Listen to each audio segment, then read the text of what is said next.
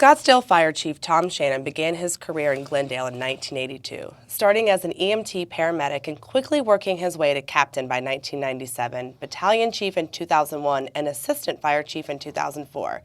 In 2008, I say this loosely, he retired from the Glendale Fire Department, but did not retire from being a firefighter. It must be in his blood because he quickly moved to Salt Lake City, revamped their entire department to bring it to a higher standard. But the sunshine and beautiful state of Arizona quickly called him back in 2009, and he hasn't left since. Tom is currently the fire chief of the Scottsdale Fire Department. He oversees department operations, including operations, preventative services, fire training and development, and emergency medical services. Just to name a few, and I said that in one breath, and I'm very proud of myself. Tom, thank you so much for joining me at the table. You know, I just mentioned a few of your accolades that we went through, but I really want to start at the beginning. What made you want to become a fireman to begin with? Well, it was probably like a lot of folks and how they're inspired for their career. I grew up in Chicago area in a place called Palos Heights, and they used to do a thing during Fire Prevention Week where the firefighters would go out on the fire trucks literally through the neighborhoods and do public education sorts of things, and they would pass out candy. And so it was like muscle memory. You always wanted to be around the firefighters, and they were always, you know, so happy and so positive and things like that. And I fast forward to my college years, I was kind of languishing in what I wanted to do. I thought maybe physical therapy, maybe medical school, things like that. And I really liked the EMS side. I had become an EMT and was doing that in my early college years. And yeah, it really kind of started to, you know, inspire me as to kind of every single call was a new experience. And so when I got out of college and I found out I didn't want to do either one of those other two things, I had a friend who worked for the Glendale Fire Department. And he said, hey, come on a ride along, which I always encourage people to do. Just come on a ride along if you even think you're interested. And do you give out candy on those ride-alongs? I will if it will hook you as a firefighter. But I was instantaneously hooked, not only because of the work that they do, but because of the environment in which they do it. It's very collegial. It's very, you know, summer camp ish.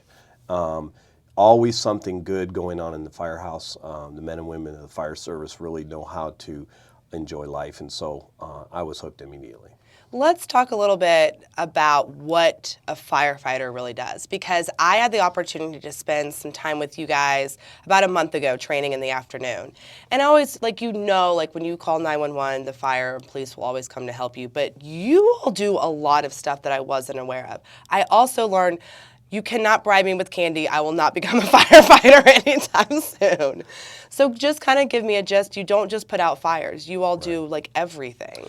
Yeah, we like to refer to it as an all hazards sort of experience. So my law enforcement brothers and sisters kind of poke at me when I say this, but when someone calls 911, if it's not a law enforcement issue, meaning there's not a bad guy or there's not some sort of you know, hostile legal issue going on, we believe that the fire service should be the solution for the balance of those 911 calls. So anything from obviously your worst day in a fire experience, an emergency medical experience, but we also do hazardous materials response. We do technical rescue response.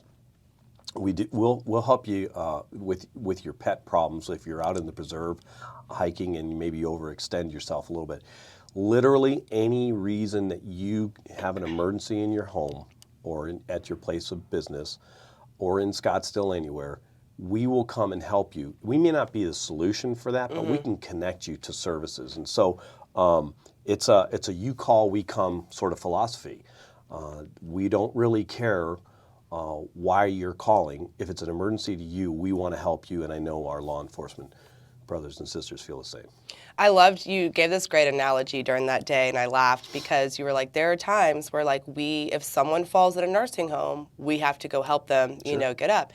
And you're like, and sometimes my men will be like, we went 13 times, and you were like, yeah, but you know where you're going. Like you just made the trip even faster because you know what to expect.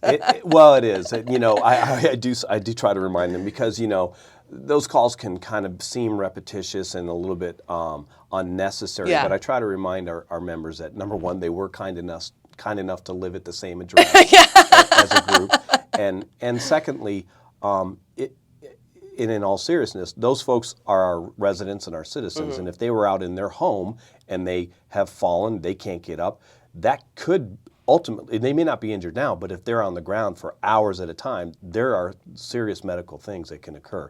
And so from the most seemingly insignificant incident to obviously the worst days of their lives, we want to be a solution for them to connect. Yeah. And we're not the terminal end. There's usually very few calls where we come and we make it all better. Right. But we do connect them to folks who can get them closest back to normal. You all have lots of specialized departments, I learned like that. So how does an individual from being wants to be a firefighter go to just being on the intense rescue missions or the hazmat situations? How do you become one of those specialized departments? So we do have a bit of a mentoring process. It's got some defined periods of time that we say you should be in your position as a firefighter for X number of years to get the sets and reps as a firefighter before you maybe go to paramedic school, and then maybe you go to technical rescue school. That used to be a more hard, fast rule, but now, especially because we're seeing such a turnover in the fire service, as soon as you're ready and you're willing to learn, we want to teach you. And so the sets and reps will come. We're going to have mentorship throughout that from the beginning of your career to the end. And so really what we do is we get around people as soon as they get here, and we start talking to them about what are your interests and what do you want to do in your career. And some of them arrive to the fire department really not even knowing from within. I think that's more the case than not. Yeah, what's open to them. And so we expose them to things like hazmat. Who would have ever thought pre 9/11 that there would now be a position in the fire service called terrorism liaison officer? Oh, wow. Well, there is now, and that person is a Homeland Security specialist. They deal with not only all things infrastructure hardening, but they also work very closely with our law enforcement terrorism liaison officers to really prevent and mitigate any sorts of things that man-made sorts of catastrophes we might experience. And as you may know, Scottsdale is a destination location. We have significant people in society coming here all the time. And so there's a lot of risk and vulnerability in that area. And who would have thunk that in the fire service you'd be doing things that are a lot more kind of secret agent-y?